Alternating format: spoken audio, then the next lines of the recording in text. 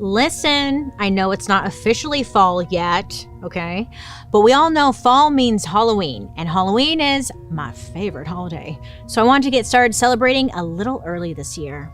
I did a soft launch on my decorations at home. I put like a few pumpkins out, some spider webs, and the crows in my backyard approved. And I decided this weekend I was gonna watch some scary movies. I found out the last Conjuring movie was coming out and I was very excited. So apparently this one's all about Ed and Lorraine Warren, the demonologists behind all the other Conjuring movies. And even though there have been so many Conjuring movies, I realized I never really looked into Ed and Lorraine Warren myself. And once I did so, I was left with nothing but questions. Were they legit? What made them so famous? And what was the reason they left the spotlight? Was it really because of one terrifying case? Or was the reason much darker? I need your opinions. Welcome to the dark history of Ed and Lorraine Warren.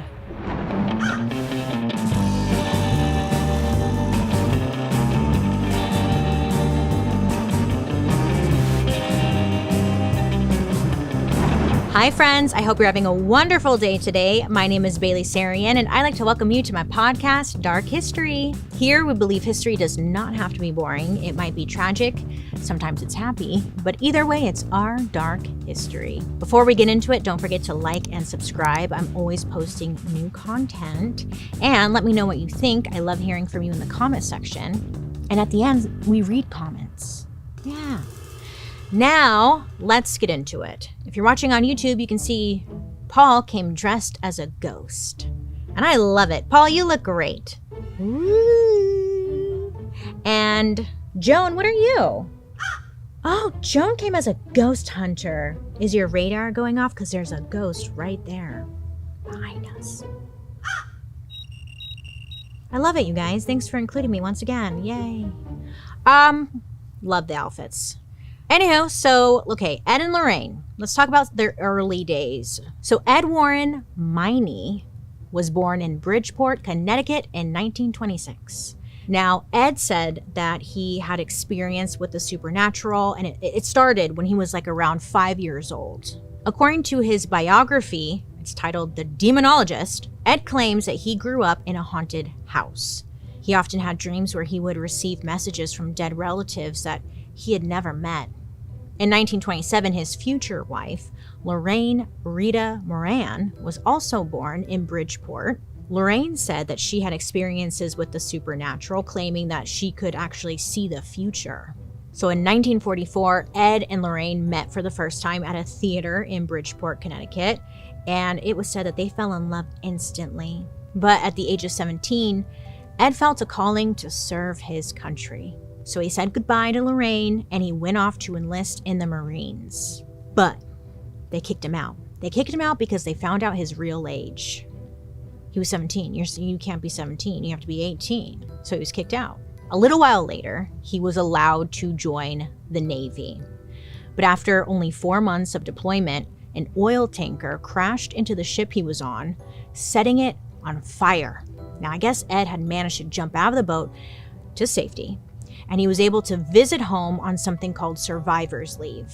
When he got back, the first thing he did was go straight to Lorraine and ask her to marry him. And the two did. They got married.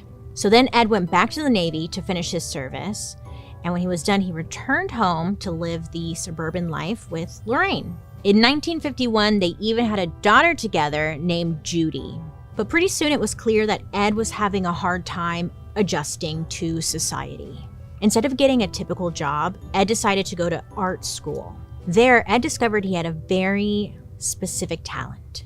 He was really good at painting haunted houses. So Ed would plant himself in front of old houses in Connecticut, and he would start painting, but it would be the haunted version of the house. So he had some luck selling these paintings, but he was having a really hard time making ends meet, So Ed and Lorraine, they came up with a plan together. They would skim the newspapers every day looking for reports of local hauntings. So once they found one, Ed would sketch the haunted house. He'd knock on the door and be like, "Hey, I just sketched a scary picture of your house. Do you want to see?" Once they were let inside, they would offer to quote unquote investigate the home. I guess at this point, Ed would tell people that he was a professional certified demonologist.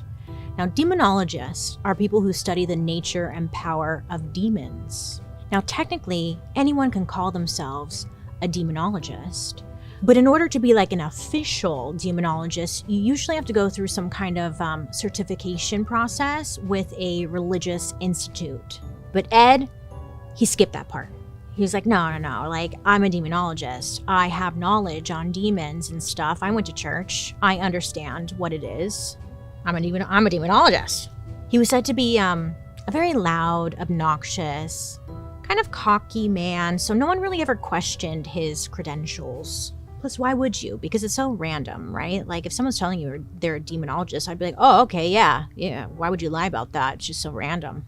Once Ed and Lorraine were let into someone's house, Lorraine would go upstairs, like sit on the bed to get a clearer sense of what was happening within the home. So they would do that, right? Investigating, you could call it. The Warrens would then tell the homeowners all about the spirits that were in the house and what the spirits wanted from them. And to be fair, it was said in the end that a lot of the homeowners would feel better about it. Like, they just felt better after the experience. So, who's the judge? Yeah, let them do their thing. So Ed and Lorraine, they managed to get like a great reputation in town. And after about 5 years, the Warrens did it so often that they became known as official paranormal investigators. The Warrens also figured out like a pretty good formula for making money off of these investigations. They would never charge for the investigation itself, but they made sure the story was theirs. We own the story.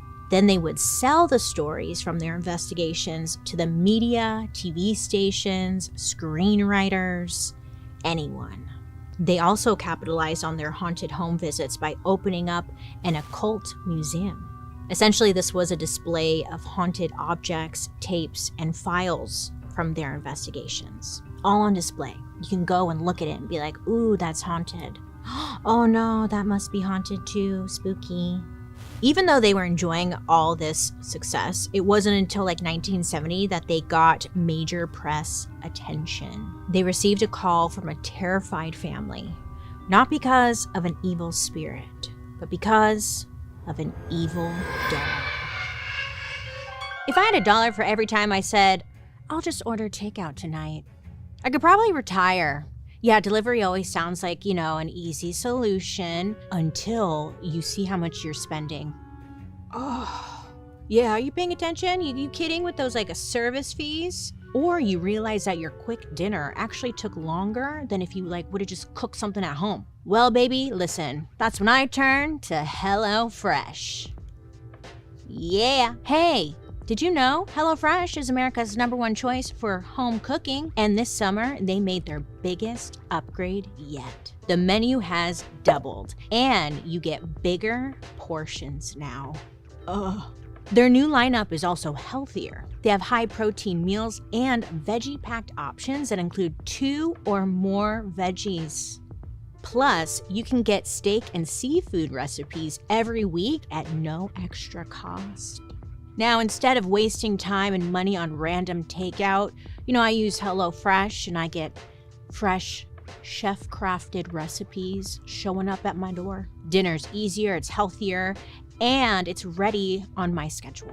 The best way to cook just got better. Go to HelloFresh.com/darkhistory10FM now to get 10 free meals plus a free item for life.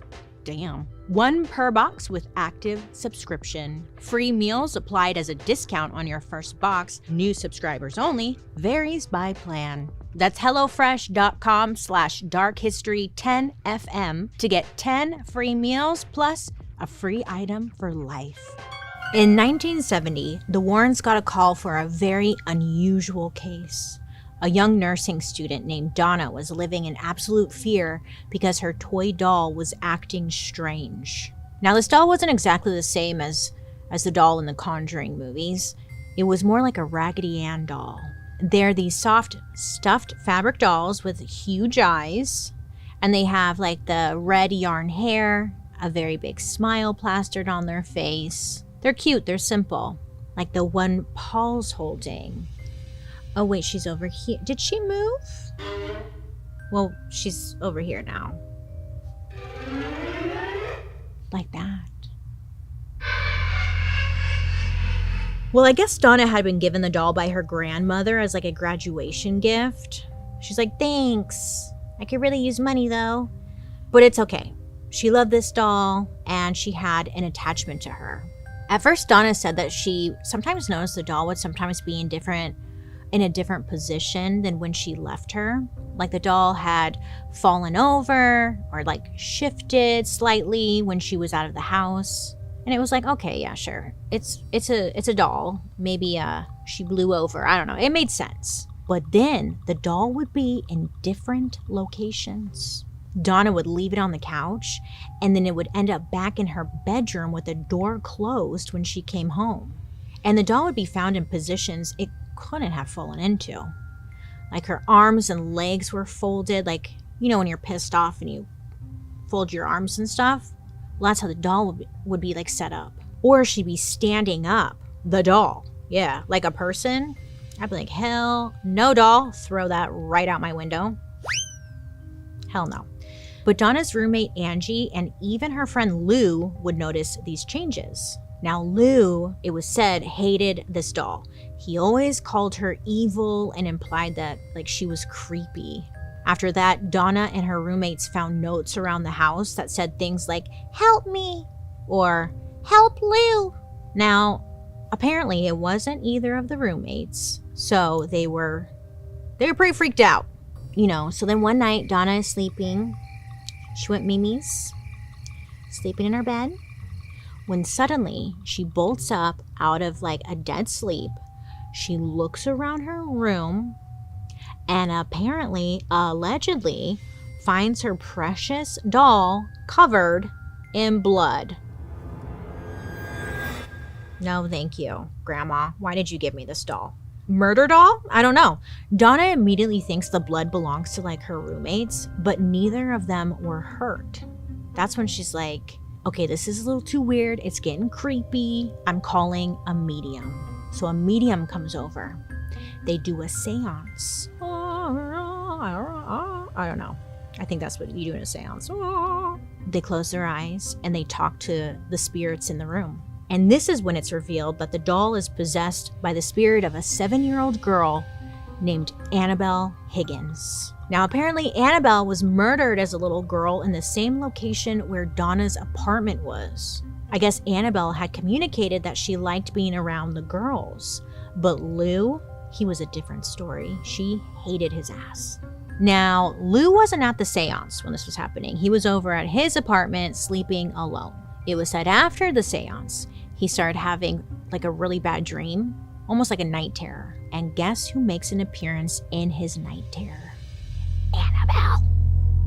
Lou claims the doll climbs on top of him and starts choking him. I guess the doll keeps choking him to the point where he is paralyzed and can't move. Yeah, even though he's dreaming, he says that it felt like a real out-of-body experience. Now, after this, he was so freaked out that he stayed away from the apartment for a while. A few days later, though, Lou visits Donna and the roommates at the apartment because they were going on a trip together. So he kind of had to go there. And he walked into Donna's room thinking like he heard her talking. So he gets in there. He's like, hello? It was Annabelle. Annabelle was in the room, I guess, waiting to attack his ass. He said he got like suddenly an overwhelming feeling and like super tight in his chest. Then he falls onto the ground and his stomach starts cramping. Then he said he felt pain all over his arms, like he was under attack. So the roommates, they run over to him and he's on the ground, like twisting and turning and like just moving funny, but he's like in a lot of pain, just on the ground. He's covered in bloody scratch marks. I don't like it. They rush him to the hospital, and after a few days, he recovers. But for Donna, I guess it was the last straw. She ends up getting in contact with people who send over Ed and Lorraine Warren. So the Warrens, they come over, and they talk with Donna, Lou, the roommates, everyone. And shockingly, they determine pretty quickly that the doll isn't possessed. Instead, they say that the doll is being manipulated by a spirit to get Donna's attention, not Lou's. The Warrens say Donna is in serious trouble. Apparently, Annabelle had big plans to possess Donna, not the doll. Gasparilla. I know. I was like, what? Ed tells them that the spirit was just in the infestation phase, meaning that the spirit is like in the doll waiting to attack and possess someone else, okay? But there was still time to save Donna. And as for Lou's scratches, Ed believes it was the mark of the beast. I mean, sure, okay. Because of that, they bring in a priest to perform an exorcism on the apartment. Okay, and so they do that, and it was successful. The girls thank Ed and Lorraine, and that was that. I guess they didn't have any more problems after that. So Ed and Lorraine, they decide to take Annabelle with them as like a little souvenir and as a sign of Ed's power over evil spirits. So for a while, Ed had kept the doll like near his desk. Then they had like a special case built for it and everything to put in their occult museum. And they put like a giant warning sign on it that said, "Warning, positively do not open." The doll is actually still in the museum today, like you can go visit it. Throughout the years, people have said that the story was a big joke, but apparently someone visited the occult museum specifically to see the doll, and see if it was like really haunted. So they knocked on the glass and they spoke to it and taunted it a little bit.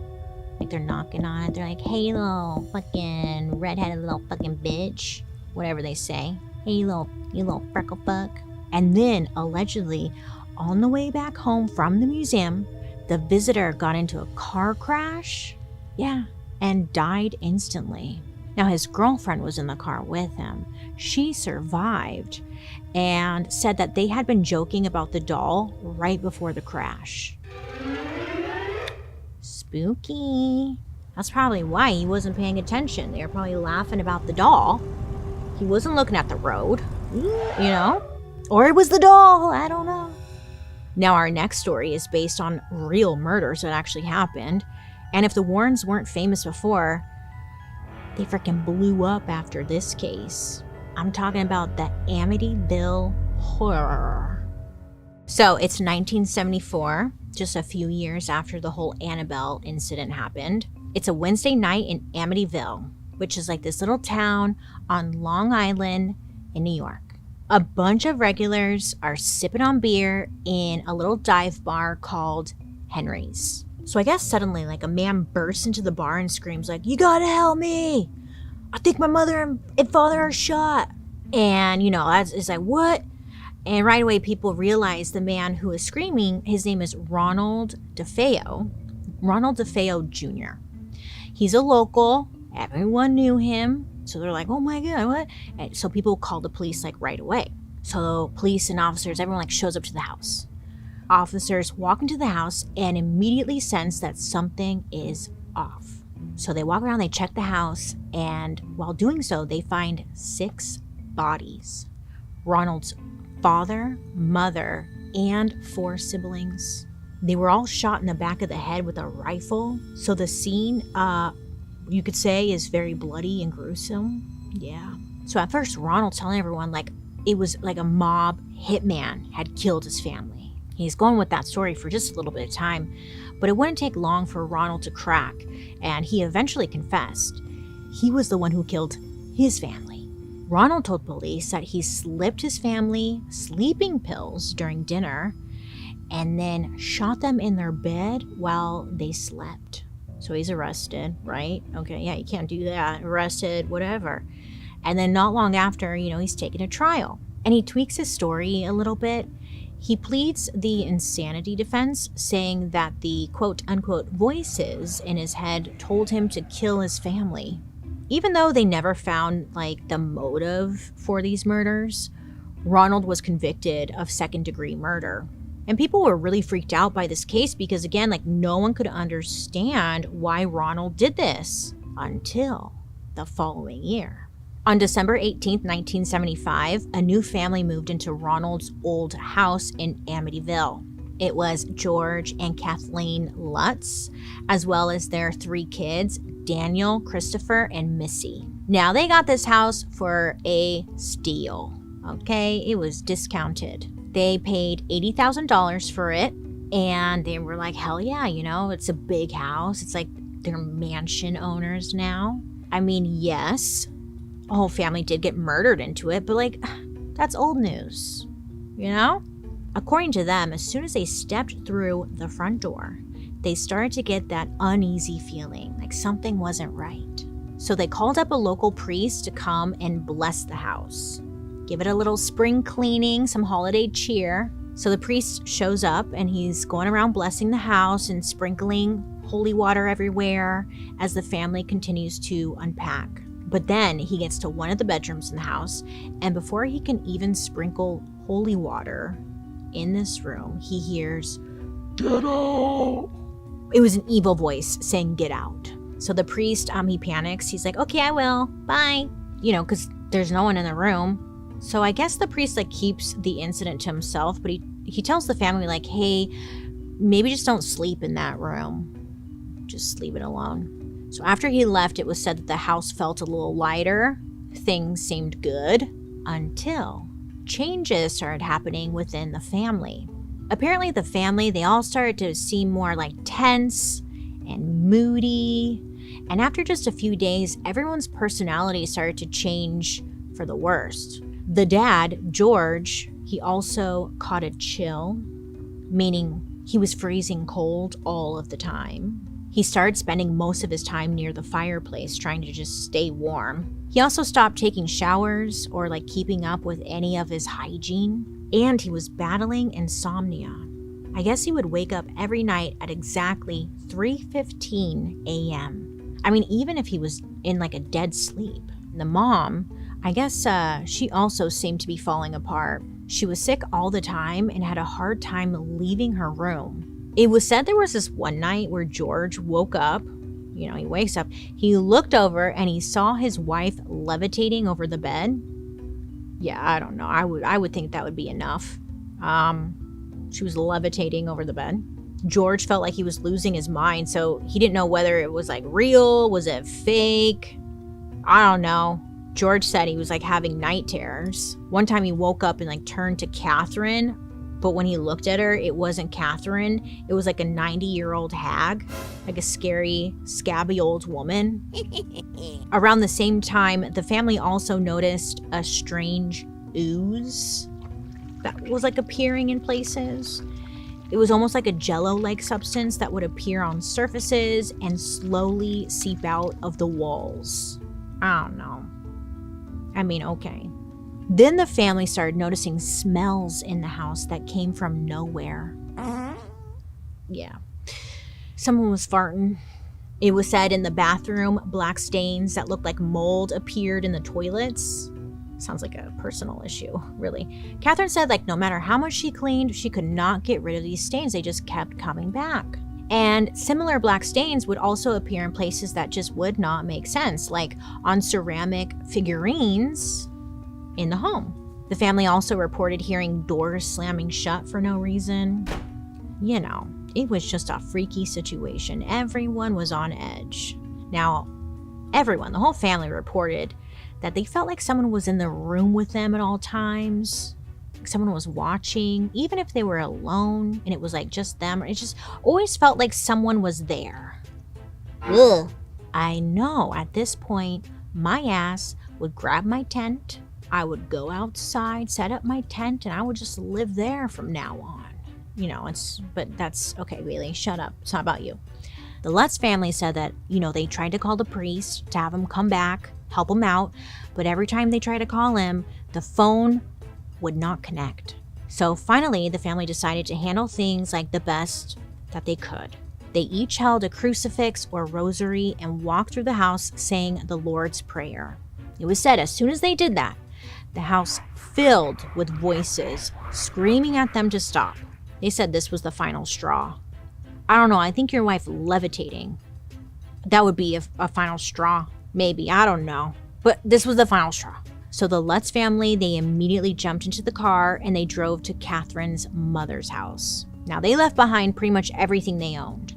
They only lived in the house for 28 days. Once they were safely out of the house, they began to tell people about their experiences. So, of course, this got the attention, of the local news. A reporter decided to call everyone's favorite paranormal investigators, the Warrens, to get their hot take on this. And when the Warrens got this call, it was the best thing that had ever happened to them. Well, yeah, it was. I mean, this is exactly the kind of case they were hoping for. So the Warrens get the call and decide to go straight to the scene. Ed brought along extra help to photograph and document the investigation. They spoke to the Lutz family about, listening to their experiences and began recording their conversations for research. Inside the house, Lorraine said that she kept receiving visions of the DeFeo family's bodies all lined up in the living room with white, bloody sheets over their bodies. She also felt something trying to physically push her back out of the house. She believed that this force, was a, quote, overwhelming demonic presence. Ed also agreed that he had feelings of being pushed or moved while he was in the house, but their investigation uncovered something no one saw coming. The Warrens claimed to uncover the reason why this house was so haunted in the first place. According to them, a man named John Ketchum had once lived on the property in the 1920s. Now, he had a cottage that was torn down sometime before the current house was built. John was apparently known to be someone who dabbled in the art of black magic. So when he died and was buried on the property, all the evil spirits associated with that black magic stayed on the property. But that's not all. The Warrens also claimed to have uncovered Shinnecock Indian spirits. According to them, when they lived on this land, it was used almost as a place for people who were sick or mentally ill. Many who were considered outcasts were sent there, I guess, to just die. All of these spirits, the Warrens said, left the property with, quote, a very negative energy and dark history, end quote, which, quote, was a magnet for demonic spirits, end quote. Dark history. Isn't that fun? It's like when you're watching a movie and they say the title of the movie in the movie and you're like, dark history. It's like that. Anyway, spirits. The wildest and most important piece of research that the Warrens captured was a photograph from inside the home. Now listen, in this photo, it shows the top of the stairs, okay? And there seems to be a shadowy figure. It's not even shadowy. It looks like a young boy looking around the corner. Photoshop wasn't easily available yet, so many people believed that's the spirit of the little boy who died on the property. It was creepy looking. Now, this picture was run in every newspaper in the area, and no one could identify this person. Now, the Warrens, they didn't charge for this investigation, but, they made a life-changing amount of money on this case. They did interviews, they delivered lectures, they wrote books about it. They even managed to get the deed to the house so that they would always have control of the property. Lorraine said, quote, the case itself has affected our personal lives more than any other case we've ever worked on in 54 years of research, end quote. Now, the Lutz, they never returned home. Their stuff was sold at auction, and an author named Jay Anson turned the Lutz's story into the novel The Amityville Horror in 1977. It was an instant bestseller and overnight turned the Warrens into celebrities. Today, it's sold over 10 million copies. The book was even turned into a famous movie in the 70s. They did a remake in 2005 with Ryan Reynolds. Maybe you saw that one. It wasn't that great, was it? I don't remember. Spooky, though. The original one was good, I think. It was scary. Now, the Lutz, they were even able to get some money from this book deal. They said they made around $300,000 from their story going to the press. And it all seemed to be going very well for the Warrens until they faced their biggest case yet. So it's the late 1970s. The Amityville case is all over the news. And at the same time, over in England, a family was dealing with an invasion in their own homes. An invasion of poltergeists. Poltergeists are ghosts that usually move objects or make loud noises. So it's said that they're not exactly like demons. They're still terrifying and usually a sign that like something is up in your home. From 1977 to 1979, two twin sisters named Janet and Margaret Hodgson began experiencing poltergeist activity. So they lived in apartments in an area called Enfield. According to them, the first things that like started to happen were that when they were in bed, like when the sisters were in bed sleeping, the beds would start shaking violently. Then they would like start to hear strange sounds like shuffling and banging, almost like someone was knocking on a door. So they would tell their mom, her name's Peggy, they tell her, be like, something's happening. But she never saw any of it. So she's like, okay, sure. She had her doubts. Then one day, a chest of drawers slid across the room and blocked the door, so the girls like couldn't leave their room. Now, when that happened, the mom was in the room. So she saw that and was like, oh shit, you're not lying. Something's happening. So on August 31st, 1977, after there were like a bunch of disturbances, Peggy called the police. So she calls up the police and she's like, hey, my furniture's moving and there's like strange loud sounds. So like the police are like, all right. They took her seriously. They showed up at the house, but even they were confused by what they were seeing and what they were hearing. I guess one of the chairs in the house kept wobbling and sliding around like without anyone touching it. So police checked all around the house. They checked the chair and they couldn't figure out like what was happening. So they decide for some reason to call the press. I know, very random. I thought they were going to call it a priest or something, but no, the press. Yeah. So a photojournalist from the Daily Mirror showed up to see like what's going on. He shows up in the evening and he's watching Peggy, and Peggy is like, I guess, bringing her kids into the living room one by one, and she's like putting them down for a nap. Nothing was happening, I guess. The journalist is like, okay, this is really boring. Then Peggy brings her daughter Janet in, and that's when like all hell breaks loose. It was said that objects in the room rise up from the ground and start flying all over the place. Yeah. What? A Lego brick flies across the room and clocks the journalist in the eye. Lego to the face. The journalist knew like it wasn't any of the kids. Okay, so he actually gathered everyone into like one corner of the room so he can keep track of like the objects. They were all moving on their own. So then he set up a camera to take photos in the girl's bedroom, you know, capture anything odd. I guess a little while later he goes and he checks the camera and he finds a photo of Janet. People claim in the photo like she's levitating above her bed, almost like she's being thrown by a force no one can see. I think this is the most famous photograph from this whole incident, and to them it was like proof. But I don't know, when you look at the photo, it kind of looks like she's jumping up in the air. I don't want to discredit them at all, but I'm like, okay, I don't know. Anyways, after this, a paranormal investigator named Maurice Gross investigated the situation. He also witnessed the magical like flying Lego pieces, and he observed that there were some marbles in the room that were very hot to the touch. I guess Maurice stayed at the house for long periods of time over several months, and every single weird, bizarre thing that the family experienced happened while he was there. One of the daughters started screaming that someone was holding her leg.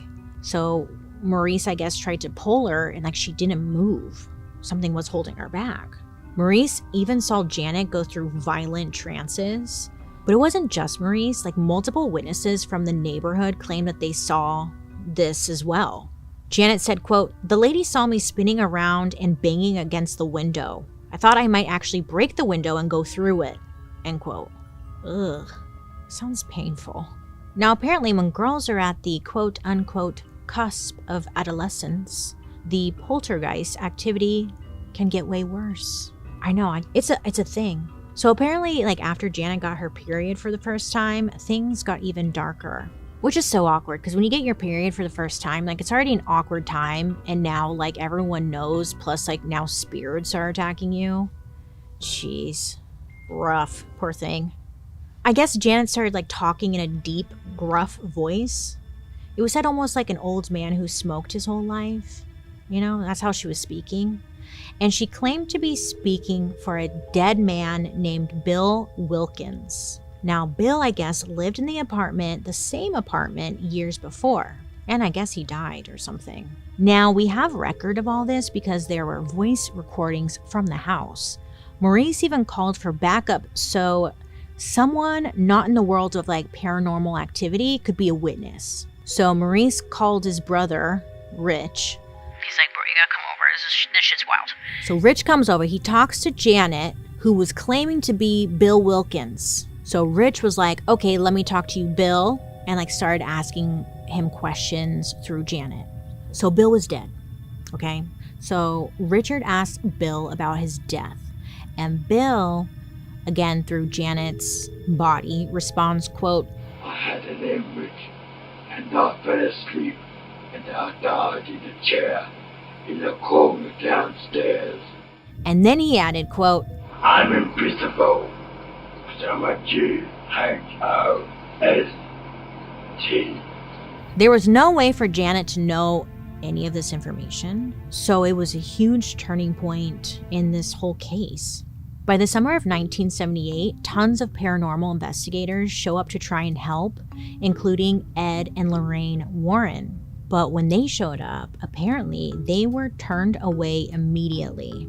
According to one of the paranormal investigators, Ed and Lorraine wanted to blow this case up in the media even more, saying, quote, they did turn up at Enfield, and Ed Warren told me that he could make a lot of money for me out of it. So I thought, well, that's all I need to know from you. And I got myself out of his way as soon as I could, end quote. The paranormal investigators were genuinely concerned for the family, you know, and not like turning this into a freaking movie or a book. So after just a day, the Warrens had nothing to do with this case.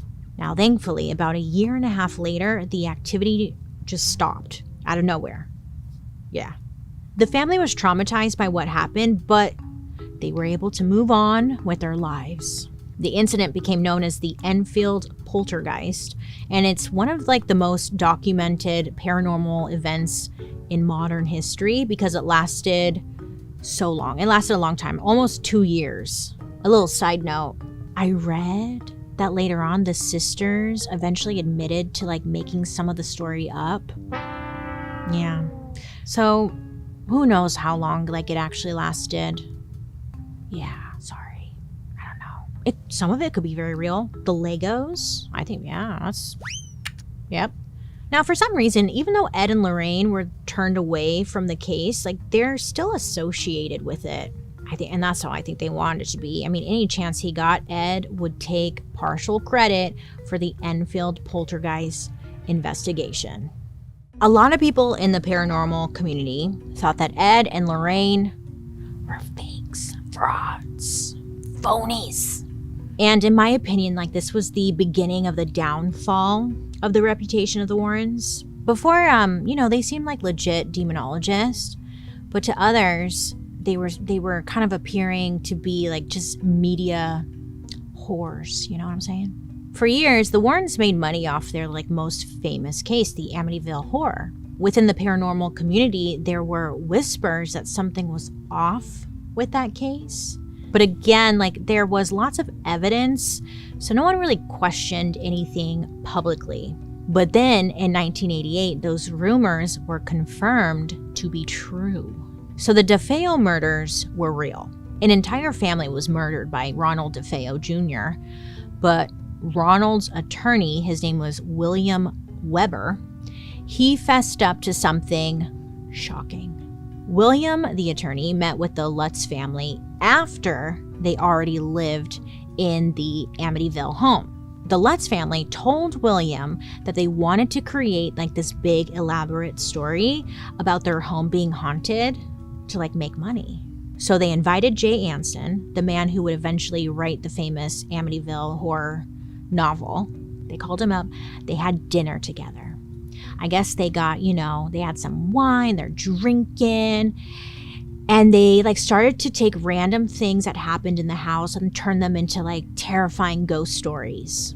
Like, for example, someone spilled a plate of spaghetti. So the writer was like, oh my God, like, let's make that evil green slime oozing from the walls. And they're like, hell yeah, write it down. That makes a lot of sense. Spaghetti, slime, same thing. So, you get it.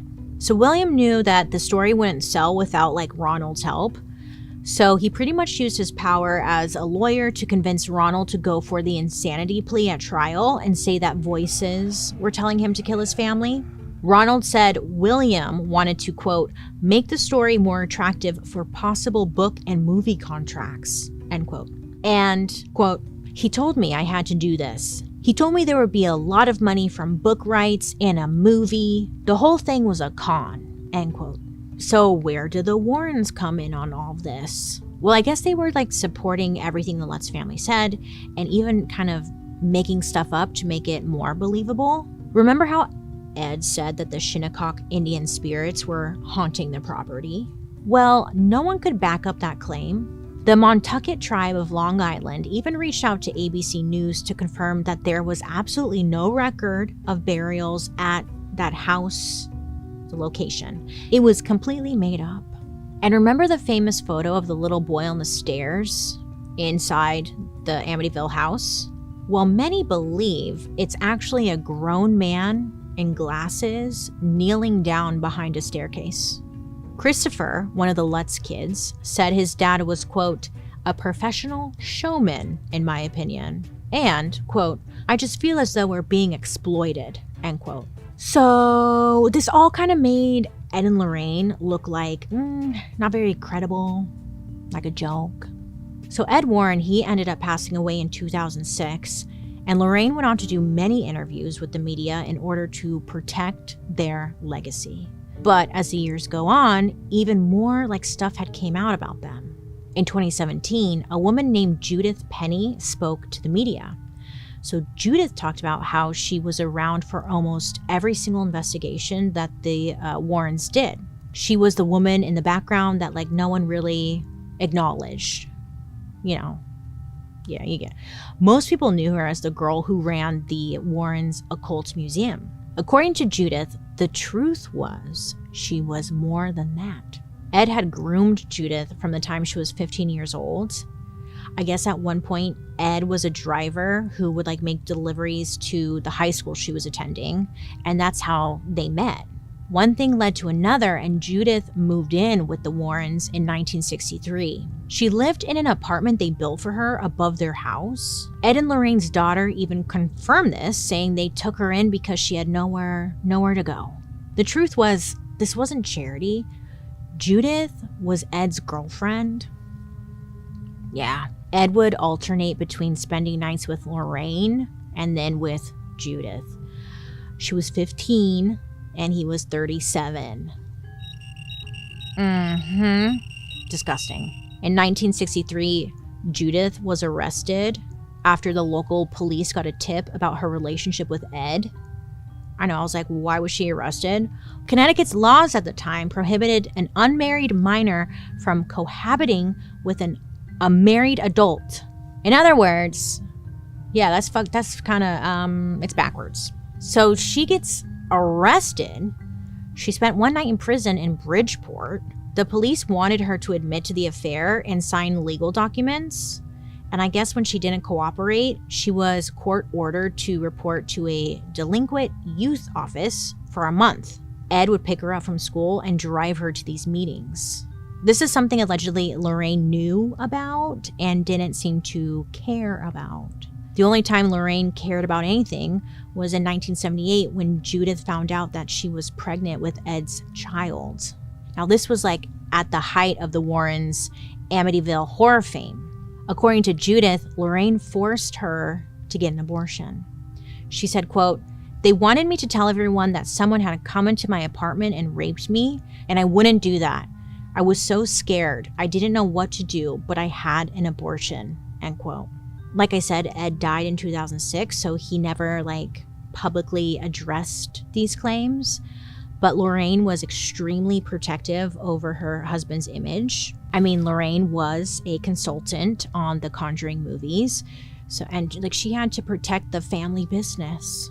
And she made sure to add that the filmmakers were prohibited from, quote, showing her or her husband engaging in crimes, including sex with minors, child pornography, prostitution, or sexual assault, and that neither the husband nor wife could be depicted as participating in an extramarital sexual relationship, end quote. I just feel like she just aired all their dirty laundry. Talent attorney Jill Smith told a Hollywood Reporter that this is not common in contracts. Oopsie. Lorraine, she passed away. She died in 2019, but Judith did get the last word in the whole situation. Lorraine prided herself on being a devout Catholic her whole life.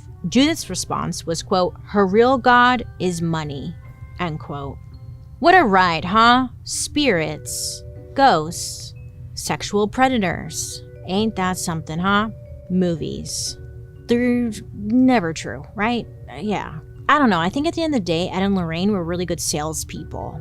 Is that mean to say? I don't think so. I think they were good business people, maybe? I don't know. They're obviously hiding something. They had some skeletons in their closet. I don't know. And look, just because Ed and Lorraine Warren were full of it does not mean I don't believe in ghosts. I swear there's a ghost in my... Okay, I have this like hallway, and there is something going on in this hallway. Okay, it's dark, it's spooky, and I don't know what it is. So this is what I do. This is how I handle ghosts. This is what I do. So when I feel like when I'm walking down this hallway and I feel it, I just start screaming. Not like bloody murder, but like wah, wah! Like I just start kind of like just yelling and screaming, because I feel like the ghost can't scare me if I'm scaring the ghost, because the ghost is going to be like, what is this chick doing? Because I'm just like, wah! And it works every time. If you release it and you get rid of the scare and you pass it on to the ghost instead, you just feel better. As I say it out loud, it sounds stupid. And yeah, if you're like watching me through a window, I look like a lunatic, but it works, okay? Instead of waiting for the ghost to scare you, you scare the ghost first. And I'm like, you can stay here, ghost, but you gotta put up with me. So that's what I do. I believe it works. Just a little tip from me to you. Thank you so much for listening. I know a lot of people have very hot takes on the Warrens, so I can't wait to read your thoughts in the comments section. Okay, friends, next time we are shifting gears. No ghosts, no haunted dolls, but honestly, still creepy. We're diving into the story of a man who was obsessed with purity, physical purity, spiritual purity, and colon purity. I'm going to be talking about Dr. John Harvey Kellogg. Yes, the cereal guy. This guy ran a massive wellness empire, which honestly, it gives cult vibes. He was obsessed with yogurt enemas, electroshock machines, and led a literal crusade against masturbation. So join me next time for the dark history of Kellogg. Now, I'd love to hear your guys' reactions to today's story, so make sure to leave a comment down below so I can see what you guys are saying. And your comment might even be featured in a future episode. Now, let's read a couple of comments you guys have left me. Taylor Wingo SG5PK left us a comment on my YouTube saying, quote, my mom and I love watching your videos while in our shop making soap, end quote. Aw, Taylor, I love that you watch with your mom. And I love that you're doing this while like you guys are working on your business. What kind of soap are you making? What scents do you have? Let me know. Anyways, thank you for watching. Hi, Mom. I hope you guys are having a good day. LexLove3003 commented on our board games episode saying, quote, you say the Monopoly fight sounds fake, but I can definitely say that sounds like the most real fight I've ever heard between dudes playing games. If you've ever heard a guy rage quit, you know what I mean, end quote. Yeah, you're right. Good point. It just seems so silly, but at the end of the day, I'm not trying to stereotype, but sometimes men do get really heated about silly things. You know, the whole like parking spot thing. Ugh. So I guess you're right. Sorry, I recant my statement. Thank you for your comment. Destiny Grounds left us an episode suggestion. You should do an episode on Bob Ross. Destiny, that is a great idea. I did actually go down a little rabbit hole of like Bob Ross, his whole story. And you're right, that could be actually a really interesting episode. Okay, I'm going to take note. Bob Ross, I like this. Stay tuned. I might do it. I like that. That's a good one. Well, thank you guys so much for watching and engaging. Keep on commenting because maybe you'll be featured. And you can join me over on my YouTube where you can actually watch these episodes on Thursday after the podcast airs. And while you're there, you can also catch my murder mystery and makeup. Don't forget to subscribe. And hey, if you don't know, Dark History is an Audio Boom original. A special thank you to our expert, Benjamin Radford, folklorist and author of Investigating Ghosts, The Scientific Search for Spirits. And I'm your host, Bailey Sarian. I hope you have a good day, you make good choices, and I'll be talking to you guys later. Goodbye.